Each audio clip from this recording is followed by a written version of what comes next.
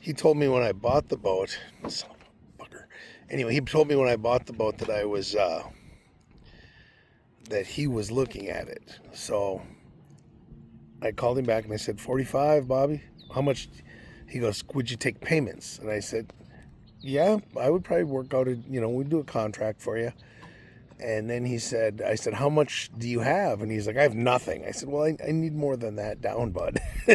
And he's like, okay, well, how much would you need down? I said, if you can give us 20,000 down, we'll do contract for the rest. And he's like, I'm going to call you back. So he called me back and he said, I got a check for you for $20,000. I'm like, oh. And he goes, can you bring the boat to my dock tonight? I said, oh, I can't. I'm at work, first of all. So I get off at 5 and I said, I'll come home and I'll get that. But yeah, until that point, we're not, now we can't do this. So the next morning I called him and I'm like, come to the boat, Bobby. We had bought a van. We had some money. Sissy had some money stashed, so she bought a van. And it's the van I'm still driving. 2008 Grand Caravan. We paid $4,000 for it.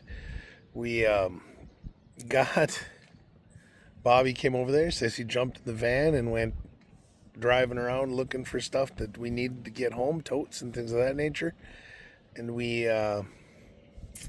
and Bobby motored the boat over to his dock. And once we got settled in there, we went to the bank and we took the check and we cashed it. And we drew up the paperwork with his lawyer. And so we had a contract for deed for the boat. But I consider it a success. Not everybody gets to live their dream for a year. And I had 1 year and 1 day exactly on the boat. So we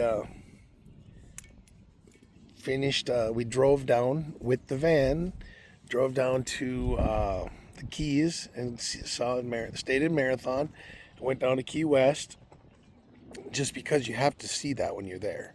That's the kind of thing you have to do. And I was that close, I wasn't going to not do it.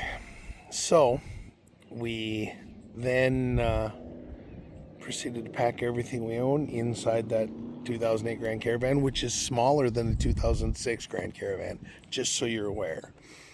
Oh, by the way, we gave the 2006 away to somebody, told him it needed new brakes.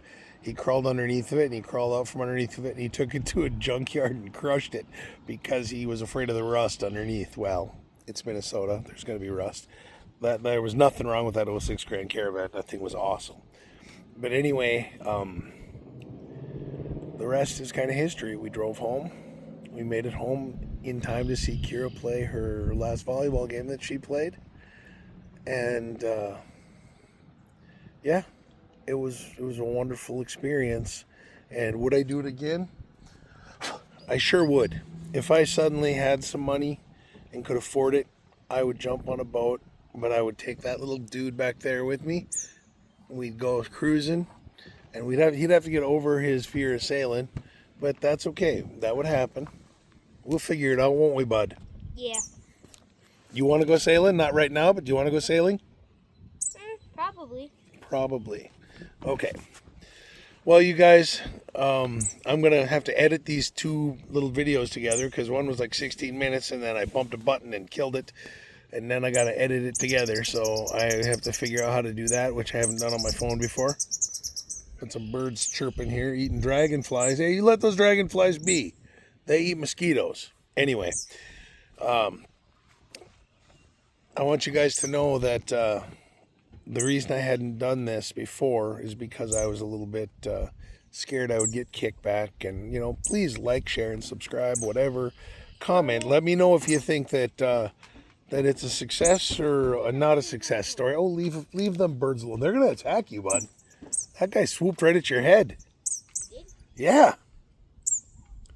Anyway. So while he's getting attacked by birds, I'm going to wrap this up. I want you guys to know that we all love you. Captain Jack out. Don't put a bird